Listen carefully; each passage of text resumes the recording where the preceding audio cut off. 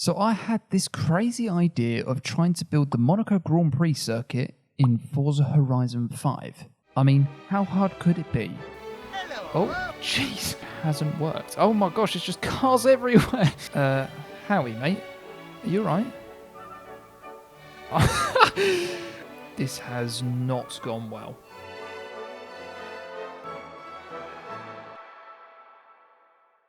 Now, I've watched Formula 1 my whole life and I've driven the Monaco circuit thousands of times in games, so I should be able to get the basic layout without too much trouble.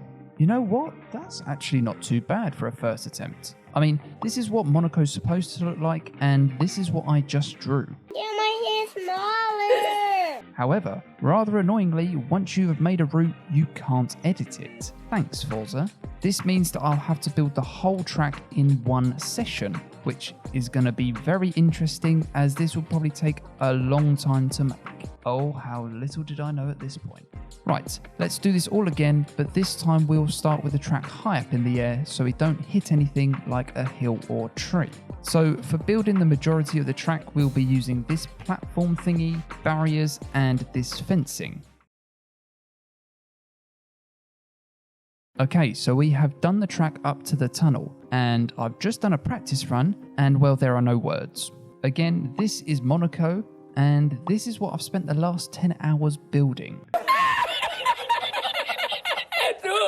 After using my brain, I decided that the best way to get an accurate representation of the track would be to get the track layout from the track map and then build it up that way. However, to do this, we would need to scale the map to something on Forza, and by finding out the dimensions of the McLaren 620S, we can then work out how big the platform roughly was, or more specifically, how big one of those squares are. From this, we can then make a grid that goes on top of the track map, and boom, we have a pretty accurate template to build from. So this time before I started, I wanted to check that there wouldn't be any problems before we are 10 hours into the build. And this was pretty lucky, as this location that we're currently using wouldn't have worked due to the big sand dunes blocking some of the build. After finding a new location that seems to work, we then ran into another problem, which is that you can't build on the start-finish line, as it causes absolute carnage like this. Oh my gosh, this is not going to go well. There is cars everywhere.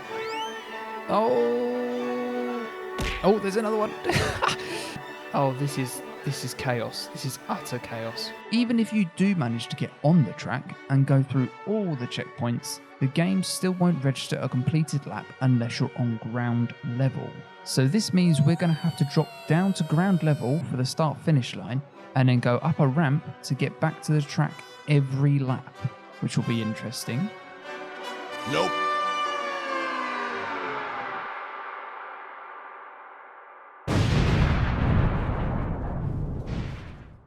Right, so now that I think we're aware of most of the problems we will face, we can start the build. But 4 hours into this build and the game crashes.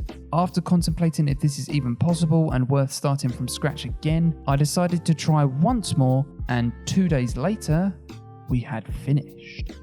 Okay, so we did have one slight issue, as there ended up being a tree that's in the track just after the swimming pool section.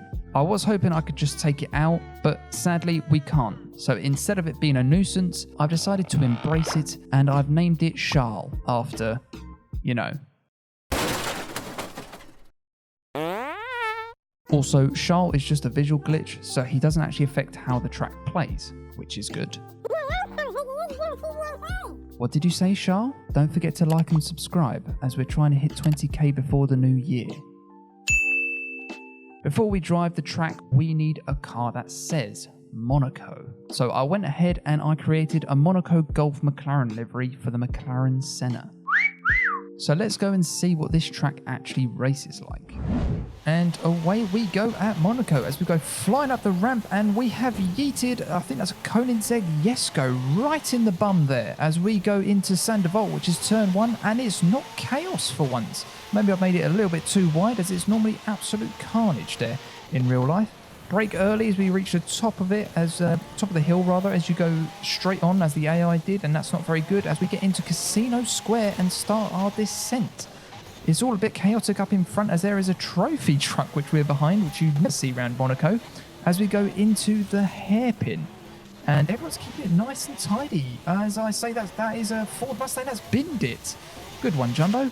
As we are still following this trophy truck, we cannot get past it as the Jesko has put it in the wall and into the tunnel, which is my favourite part of the track, I think.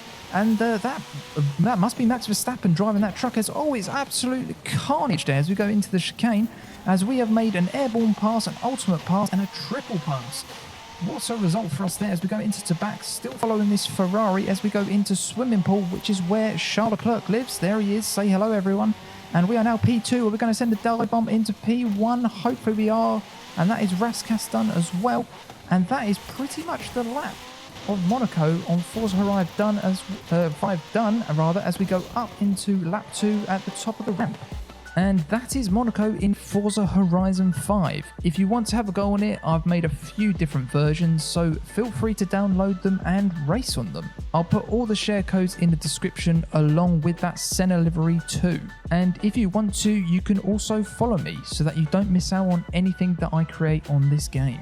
Oh yeah, I also made a Wang Club / clan, or what on earth they're called on Xbox, I can't remember now, so feel free to join that as well. Alrighty then, I hope you have fun racing around Monaco, and if you like the livery design I did for the McLaren Senna in this video, then you will also love this video where I turned all 20 Premier League teams into F1 cars. So click on that one now.